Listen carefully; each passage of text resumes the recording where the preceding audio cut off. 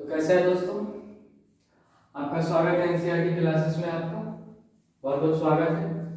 आज हम लोग पढ़ने वाले हैं ज्योग्राफी क्लास 9th के, ठीक है, जो कि हमारे हर एक कंपटीशन एग्जाम में काम आएगा। किसी भी तरह का एग्जाम्स हो, चाहे वो किसी भी बोर्ड का एग्जाम्स हो, चाहे वो सीबीएसई बोर्ड हो, बिहार बोर्ड हो, कोई भी बोर्ड का हो, किसी भी स्टेट बोर्ड का हो, उसमें काम आएगा। हमने पहले से नोट कर रखा है ताकि वीडियो लंबा नहीं हो और इसको हम पार्ट वाइज पढ़ेंगे। तो हमने सोशल स्टडी के सबसे पहले ज्योग्राफी से स्टार्ट करेंगे, उसका 9th के फर्स्ट चैप्टर से, जो है हमारा भारत के आकार एवं स्थिति, आकार एवं स्थिति, ठीक है। हम ये हमारे 9th में भी काम आएगा या किसी भी स्टेट बोर्ड के एग्जाम में काम आएगा, या हम आर्ट्स या कॉमर्स लेना चाहते हैं, आर्ट्स लेना चाहते हैं, किसी भी सेंट्रल यूनिवर्सिटी में आर्ट्स लेकर के हम 11th-12th की पढ़ाई करना चाहते हैं, तो ये हमारा काम आएगा, ठीक है। हमने 9th और 10th को एक्यूरेट तरीके से अच्छे से पढ़ेंगे और समझेंगे और खेल खेल में समझेंगे, बिल्कुल किसी को परेशानी नहीं होगा और मजे मजे में समझ लेंगे, किसी को रटने उठने की जरूरत नहीं पड़ेगी। सारा कुछ हम यहीं पे समझा देंगे और याद करा देंगे, ठीक है। तो चलिए हम आगे बढ़ते हैं। यहाँ पे हमने अध्याय समीक्षा लिख रखा है। अब आप लोग ये सोच रहे हैं अध्याय समीक्षा क्या है। अध्याय समीक्षा मैंने बुक से पहले मेन टॉपिक को, मेन चीज को उठा के रख लिया है, ठीक है। यहाँ से हमने पहले मेन चीजों पे फोकस करेंगे, जो कि हमारे एग्जाम्स में सबसे ज्यादा आता है, ठीक है। यहाँ से क्वेश्चंस आते हैं, मैं बुक से ही पढ़ेंगे, एनसीईआरटी बुक से हम लोग पढ़ेंगे। एनसीईआरटी बुक के नेक्स्ट लेक्चर में हम टॉपिक वाइज चलेंगे। हमारा लेक्चर जो है चैप्टर 1 के भारत आकार और स्थिति, ये पार्ट वाइज होगा, ठीक है। तो ये पार्ट 1 है हमारा, ठीक है, पार्ट 1 है हमारा। और मैं वीडियो स्टार्ट करने से पहले बता दूं, अगर से किसी को भी किसी तरह की परेशानी हो, उसको डिस्क्रिप्शन में व्हाट्सएप लिंक मिल जाएगा, टेलीग्राम लिंक मिल जाएगा, इंस्टाग्राम लिंक मिल जाएगा, फेसबुक लिंक मिल जाएगा। आप कहीं से भी आप हमें कांटेक्ट कर सकते हैं, आप अपने प्रॉब्लम्स बता सकते हैं, आपके प्रॉब्लम्स के तुरंत सॉल्यूशन दिया जाएगा। किसी भी तरह से कहीं भी क्वेश्चंस पे किसी तरह से दिक्कत होगा, ठीक है। तो चलिए हम लोग स्टार्ट करते हैं, ज्यादा लंबा वीडियो ना हो ताकि आप लोगों को बोरिंग भी ना हो। तो चलिए, तो अध्याय समीक्षा हमने बता दिया कि अध्याय समीक्षा क्या है। तो अध्याय समीक्षा में हमने पहला पॉइंट देखेंगे, इसमें भारत के आकार और स्थिति के बारे में। पहले हम ये जान लेते हैं कि भारत के आकार और स्थिति क्या है। आकार और स्थिति कहने का मतलब हमारा ये है कि भारत तो है, भारत एक देश है हमारा, हम जानते हैं भारत एक देश है, जिस देश में हम लोग रहते हैं। तो भारत की आकार और स्थिति किस प्रकार की है, ये हमने एक समझने के लिए मैप बना रखा है, ठीक है।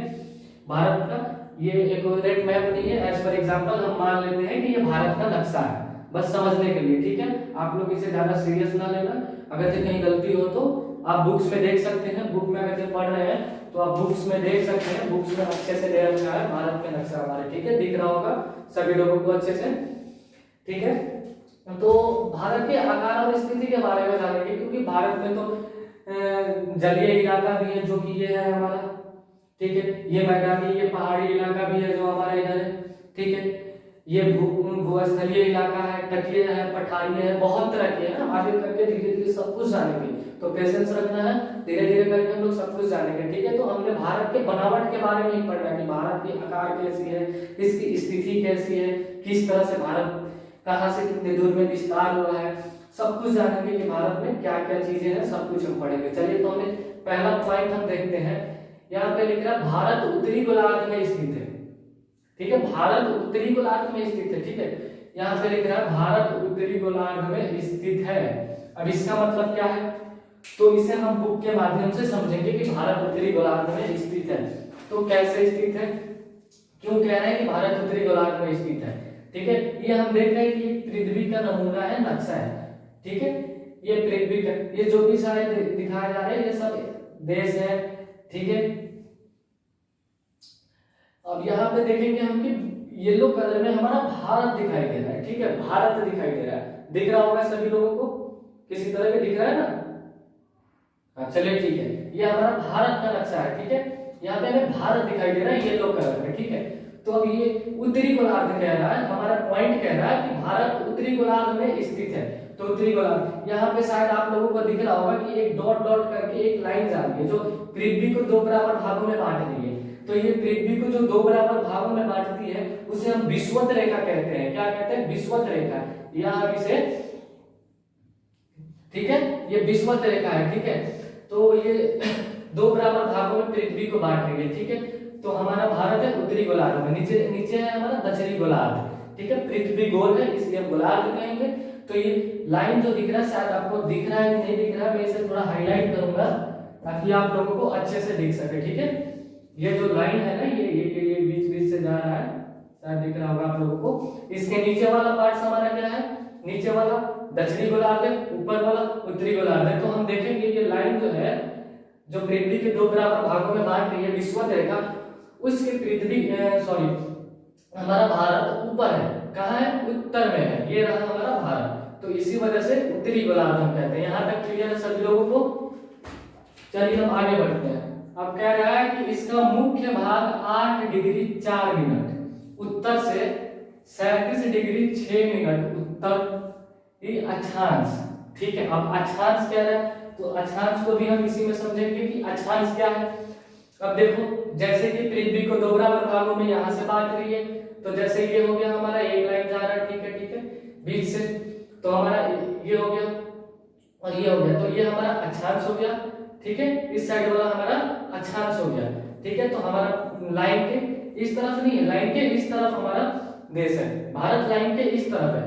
तो हम इसलिए अब मैंने नक्शा के जरिए हम लोग समझते हैं कि ये कह रहा है भारत, इसका मुख्य भाग 8 डिग्री 4 मिनट उत्तर से 37 डिग्री 6 मिनट उत्तरी अक्षांश तक है। तो यहाँ देखेंगे हम लोग 8 डिग्री 4 मिनट ये रहा हमारा, यहाँ से लेके 37 डिग्री 6 मिनट उत्तरी अक्षांश तक है। हमने नक्शा में देखा कि उत्तरी अक्षांश क्या, आप लोगों को समझ आ गया। वहां से देखेंगे 8 डिग्री 4 मिनट से लेकर के 37 डिग्री 6 मिनट उत्तरी अक्षांश तक है। यहाँ तक क्लियर हो गया, ये हमारा भारत का विस्तार है। अब हम ये समझेंगे कि ये मिनट जो हम बता रहे हैं, ये मिनट हम जो बता रहे हैं ये क्या चीज है, ठीक है। और ये डिग्री क्या चीज है, इसके बारे में पहले हम समझ ले, ताकि यहाँ पे आप लोगों की जो कंफ्यूजन होगी, आप लोगों के मन में जो सवाल उठ रहा होगा वो क्लियर हो जाए। चलिए तो हम इसके बारे में देखते हैं। तो हम देख रहे हैं बहुत सारी लाइनें हमारे पृथ्वी से गुजर रही है, बहुत सारी लाइनें बनी हुई है, ठीक है। ये किसी तरह की लाइन नहीं है, हम जाएंगे देखने तो लाइन नहीं मिलेगा, ये काल्पनिक लाइन है, ये मापन के लिए, पढ़ाई के आसानी के लिए ये बताया गया, मापन के लिए। तो ये जो सभी लाइनें हैं ना, तो सबकी अपनी अपनी कोड है, डिग्री है। जैसे यहाँ पे आप लोगों को शायद दिख रहा होगा कि नहीं, आप बुक देखेंगे तो समझेंगे यहाँ पे 180 डिग्री है, 150 डिग्री है, 120 डिग्री है, 90 डिग्री। और ये मिनट कोई समय नहीं है, हम इसकी मापन करते हैं तो मिनट में करते हैं। हम आगे के लेक्चर में पढ़ेंगे, आगे के लेक्चर में तो क्लियर हो जाएगा, ठीक है। तो ये जो हमारा डिग्री है वही डिग्री है। तो 8 डिग्री 4 मिनट उत्तर से 37 डिग्री 6 मिनट उत्तरी अक्षांश तक है। यानी कि ये पृथ्वी पे जो ये लाइन बता रहा है, जो कोण बता रहा है, ये हमारा 8 डिग्री 4 मिनट उत्तर अक्षांश तक है। यानी यहाँ पे जो पृथ्वी का कोण बन रहा है वो 8 डिग्री 4 मिनट बन रहा है, और यहाँ पे यानी भारत के यहाँ पे जो कोण बन रहा है यहाँ पे वो 37 डिग्री 6 मिनट उत्तरी अक्षांश पे बन रहा है। यहाँ तक सभी को क्लियर है। चलिए तो हम आगे बढ़ते हैं। अब 68 डिग्री 7 मिनट पूर्व से 37 डिग्री 25 मिनट पूर्वी देशांतर तक है। अब देखते हैं हम, अभी ये 68 डिग्री 7 मिनट से लेकर के 97 डिग्री 25 मिनट तक पूर्वी देशांतर तक है। तो हमने ये डिग्री के बारे में समझ लिया कि ये सब क्या है। मैंने मिनट के बारे में भी बता दिया कि मिनट यहाँ पे कोई समय नहीं है, हम यहाँ पे मापन कर रहे हैं तो हम मिनट में मापन करते हैं, ठीक है। हम आगे पढ़ेंगे तो समझेंगे कि मिनट में मापन क्यों करते हैं। चलिए ठीक है, तो यहाँ तक इसका विस्तार है। हमने चारों विस्तार समझ लिया कि 8 डिग्री 4 मिनट से लेके 37 डिग्री 6 मिनट उत्तरी अक्षांश तक, 68 डिग्री 7 मिनट से लेके 97 डिग्री 25 मिनट तक पढ़ लिया, ठीक है। पूर्वी देशांतर तक हमने पढ़ लिया। अब नेक्स्ट अब हमारा टॉपिक है, हम ये पढ़ेंगे कर्क रेखा। ये कर्क रेखा के बारे में पढ़ेंगे। कर्क रेखा दोस्तों हमारे देश को दो बराबर भागों में बांटती है। आप लोगों को दिख रहा होगा, मैंने एक लाइन डॉट डॉट करके देखा है, ये मतलब लाइन सीधा नहीं होगा, ठीक है, लेकिन ये हमारे देश को दो बराबर भागों में बांटती है, ठीक है, दो बराबर भागों में बांटती है, ठीक है। हम नेक्स्ट लेक्चर में पढ़ेंगे कि यहाँ से कौन कौन से राज्य हमारे गुजरते हैं, मैप के जरिए बेहतरीन तरीके से समझेंगे। अगर किसी को दिक्कत हो रही है तो आप मैसेज करना, मैंने पहले बता दिया, वहां से आपकी सारी प्रॉब्लम्स को सॉल्व किया जाएगा, ठीक है। अब ये हमारा कर्क रेखा हो गया। कर्क रेखा क्या है दोस्तों, जो देश के दो बराबर भागों में बांटने वाली रेखा है उसे हम कर्क रेखा कहते हैं, ठीक है। और ये कर्क रेखा यहाँ पे दिख रहा होगा 23 डिग्री 30 मिनट, ठीक है, 23 डिग्री 30 मिनट। यानी कि जब हम मिनट में मापन करते हैं तो ये हमारा 23 हो गया और ये हमारा मिनट। तो 1 मिनट में कितना सेकेंड, सॉरी हाँ, ये 1 घंटे में कितने मिनट होता है दोस्तों? तो 60 होता है। ठीक है, 60 होता है। ठीक है, तो हमने यहाँ पे 23 लिखा, 23 मिनट। तो हम इसे ये भी लिख सकते हैं, ठीक है, 23 डिग्री 1/2 यानी 23.5 डिग्री। ठीक है, तो अगर जो एग्जाम्स में ऑब्जेक्टिव क्वेश्चन में 23 डिग्री 30 हो या 23 डिग्री 1/2 हो तो घबराने की बात नहीं है। ठीक है, तो यहाँ तक क्लियर है। और ये 23.5 डिग्री जो है ये क्या है? 23.5 डिग्री हमने पहले बताया कि जो हमारे ये सब जो है ये हमारा क्या है? ये पृथ्वी की डिग्री है। ये हमारे देश में, सॉरी, हमारे पृथ्वी पे हमारा देश है वो जो कोण बनाती है, वो देश हमारा किस कोण पे है, पृथ्वी के कौन से कोण तक उसका विस्तार हुआ है, वही चीज हम यहाँ पे बता रहे हैं। तो यही चीज है जो कर्क रेखा गुजरती है वहां हमारे पृथ्वी का 23.5 डिग्री का कोण बनाती है। और ये कर्क रेखा हमारा देश के बराबर 2 बराबर भागों में बांट देती है। ये पूरी तरह से बांटती नहीं है, रियल एक्चुअल बांट के अलग नहीं कर देती है। जो हमारा ये कर्क रेखा है ये काल्पनिक रेखा है। ठीक है, ये काल्पनिक रेखा है, रियल में नहीं है, हमें ढूंढने से नहीं मिलेगा। ठीक है, तो मतलब हम समझने के लिए पढ़ रहे हैं कि ये 2 बराबर भागों में बांट देती है। चलिए ठीक है, हम आगे देखें। उत्तर प्रदेश को लगभग 2 बराबर भागों में बांट देती है, हमने समझ लिया। हम नेक्स्ट देख रहे हैं मुख्य भूभाग के दक्षिण पूर्व में अंडमान निकोबार द्वीप समूह, बंगाल की खाड़ी में तथा दक्षिण पश्चिम में लक्षद्वीप समूह, अरब सागर में स्थित है। ठीक है, हमारे द्वीप समूह राज्य भी है, हमारे द्वीप समूह भी है, जिसे हम इंग्लिश में यूनियन टेरिटरीज कहते हैं। तो ठीक है, तो अब ये कह रहा है मुख्य भूभाग के दक्षिण पूर्व में अंडमान निकोबार। ठीक है, तो हमारे मुख्य दक्षिण पूर्व है, यानी कि हमारे दक्षिण और पूर्व, यानी इस कोने पे, मतलब सॉरी मैं आप लोगों को सही से समझा, दक्षिण पूर्व में यानी कि ये हो गया हमारा दक्षिण और पूर्व, ये हमारा हिस्सा हो गया। कौन सा? ये हमारा हिस्सा हो गया दक्षिण और पूर्व। ये हमारा दक्षिण, सॉरी ये हमारा दक्षिण हो गया और ये हमारा पूर्व हो गया। यहाँ पे हमारा क्या है? अंडमान निकोबार द्वीप समूह है। और वो कहाँ है? हमारे बंगाल की खाड़ी में देखने को मिलेगा। जब हम मैप देखेंगे अच्छे से तो हमें अच्छे से समझ आएगा, और बुक भी देखेंगे तो समझ आएगा। ये क्या हमारे बंगाल की खाड़ी में स्थित है। अब देखिए, अब बात कर रहे हैं लक्षद्वीप समूह अरब सागर में स्थित है। ठीक है, तो लक्षद्वीप समूह हमारा अरब सागर में स्थित है। तो हमारा ये हो गया अरब सागर। ठीक है, हमने लिख रखा है, मैप देखेंगे समझ आएगा। तो ये हमारा अरब सागर हो गया, और अरब सागर में हमारा स्थित है क्या है? लक्षद्वीप समूह। ठीक है, याद हो रहा है? ठीक है, हम और आप लोग इसे चाहें तो नोट कर सकते हैं वीडियो को रोककर, और नहीं अगर जब पीडीएफ चाहिए तो टेलीग्राम चैनल से आप मेरे जोड़िए या व्हाट्सएप से जोड़िए, मैसेज करिए, इस चैप्टर के पीडीएफ चैप्टर कंप्लीट होने के बाद से दे दिया जाएगा। चलिए अब हम आगे बढ़ते हैं। ठीक है, यहाँ तक क्लियर हुआ ये 3 टॉपिक। चलिए अब हम नेक्स्ट बढ़ते हैं। भारतीय संघ राज्य की सबसे दक्षिणी बिंदु जो इंदिरा बिंदु कहा जाता था, सन 2004 में सुनामी लहरों के कारण समुद्र में जलमग्न हो गया। ठीक है, भारतीय संघ राज्य की सबसे दक्षिणी बिंदु था जो इधर, ठीक है दोस्तों, इधर दक्षिणी बिंदु जो था उसे क्या कहते थे? इंदिरा बिंदु कहा जाता था। इंदिरा बिंदु था वो, जैसे कि एक यहाँ पे टापू टाइप के तरफ जो बिंदु था, मतलब टापू टाइप के जैसे ऐसे बिंदु टाइप के थे, टापू था। ठीक है, तो उसे इंदिरा बिंदु कहा जाता था। 2004 में कब? 2004 में एक सुनामी लहर आया, जिससे ये जो हमारा इंदिरा बिंदु था दक्षिणी में, वो क्या हुआ? जलमग्न हो गया, उसमें विलुप्त हो गया, गायब हो गया। ठीक है, तो ये कब हुआ? 2004 में। याद रहे, ये भी इंपॉर्टेंट क्वेश्चन है, यहाँ से भी क्वेश्चन आ सकता है 2004 में। ठीक है, 2004 में। चलिए अब हम आगे बढ़ते हैं। भारत की कुल क्षेत्रफल लगभग 32.8 लाख वर्ग किलोमीटर है। ठीक है, 32.8 लाख वर्ग किलोमीटर है। ठीक है, तो अब आप लोगों के मन में ये सवाल उठ रहा होगा कि वर्ग यहाँ पे आ रहा है, यानी स्क्वायर की बात कर रहा है, और ये भारत के कुल क्षेत्रफल के बारे में बात कर रहा है, ये तो वर्ग में बता रहा है। लेकिन हम तो देख रहे हैं भाई भारत के नक्शा वर्ग में है नहीं, ये तो अजीबोगरीब सा बनाना पड़ेगा। तो ये वर्ग क्यों कह रहा है? तो दोस्तों हम बता दें कि वर्ग जैसे कि ये हमारा भूस्थलीय है, ठीक है, जमीनी इलाका है, इसमें रेगिस्तान पहाड़ी जो भी है, ये हमारा क्या है? जमीनी इलाका है। ये जो भी है हमारा, ये जमीनी इलाका है, ये जो भी है हमारा जमीनी इलाका है जिसमें हम लोग रहते हैं। लेकिन ये वर्ग की बात कर रहा है, तो भारत के पास सिर्फ जमीनी इलाका नहीं है, भारत के पास समुंदर भी है, पठारी इलाका भी है, पहाड़ी इलाका भी है।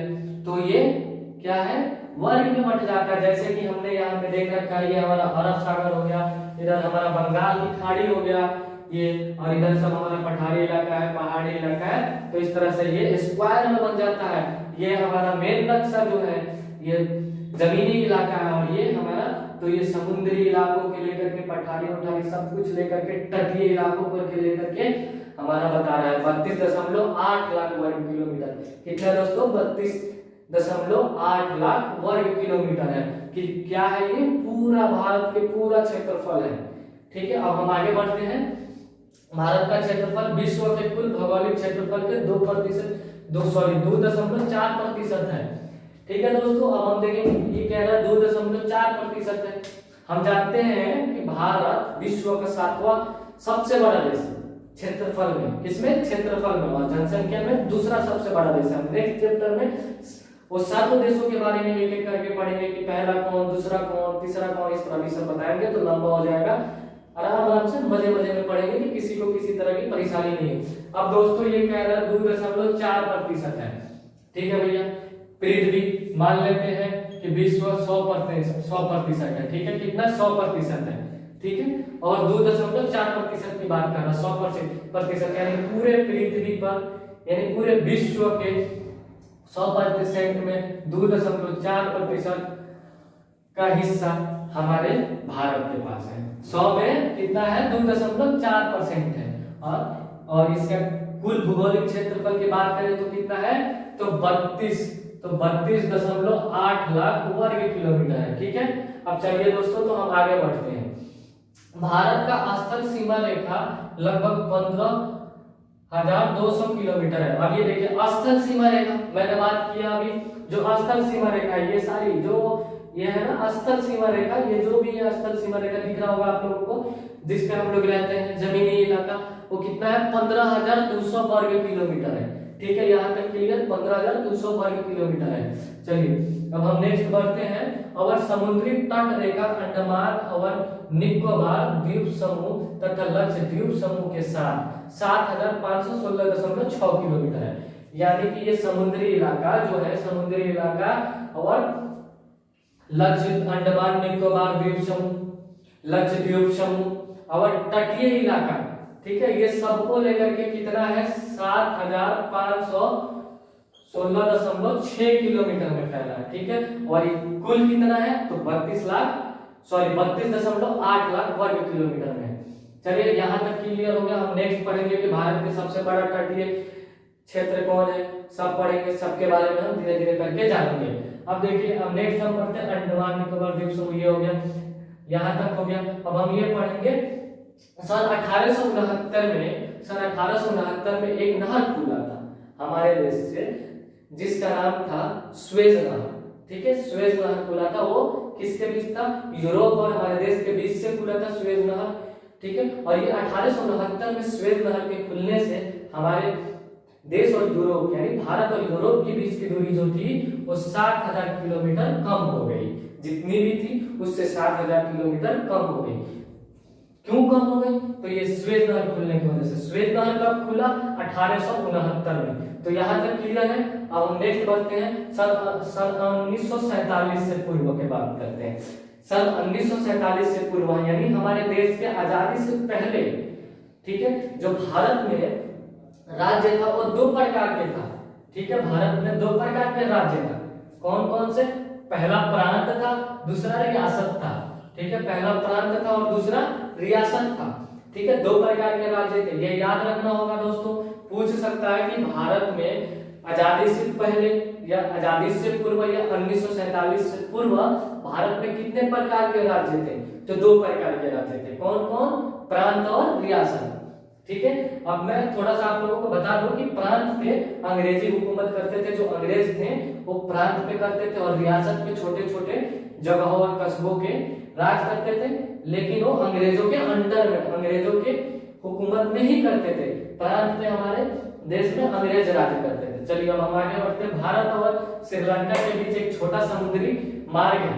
ठीक है, भारत और श्रीलंका जो है उसके बीच एक छोटा समुद्री मार्ग है जिसे हम पाक जल संधि के नाम से जानते हैं। किसके नाम से? पाक जल संधि के नाम से जानते हैं। और पाक जल संधि और श्रीलंका के बीच में ही हमारा मन्नार की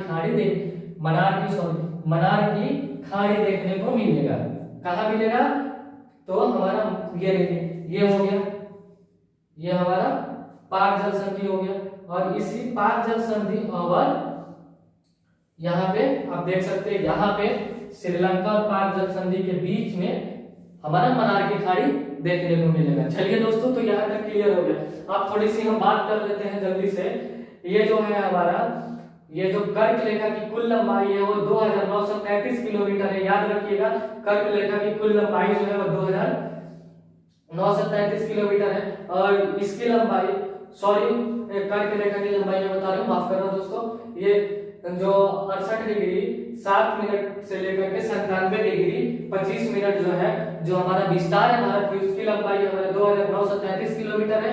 और 8 डिग्री 4 मिनट से लेकर के जो 37 डिग्री 6 मिनट तक की विस्तार है जो हमारा, इसकी लंबाई 3214 किलोमीटर है। ठीक है दोस्तों, तो चलिए आप अपना लेक्चर यहीं पे कंप्लीट करते हैं। किसी तरह की परेशानी हो, किसी तरह की दिक्कत हो तो आप मैसेज करना, आपके सवालों का जवाब दिया जाएगा। और किसी भी तरह कोई भी टॉपिक में दिक्कत होगा तो ये हमारा पार्ट 1 है। और वीडियो को हमारे चैनल को सब्सक्राइब करना। नेक्स्ट चैप्टर, इस चैप्टर के नेक्स्ट पार्ट हम पढ़ेंगे आगे बहुत ही अच्छे से। और हम इसके चैप्टर के बाद हम एमसीक्यू क्वेश्चन भी देखेंगे, यानी ऑब्जेक्टिव क्वेश्चंस भी देखेंगे। और लघु उत्तरीय क्वेश्चन यानी लॉन्ग क्वेश्चन आंसर भी देखेंगे, यानी सब्जेक्टिव टाइप का जो क्वेश्चन होगा हम वो भी देखेंगे। तो चलिए, बहुत बहुत धन्यवाद और अच्छे से पढ़ाई करिए, खुश रहिए। और चलिए फिर दोस्तों, ठीक है, बाय बाय।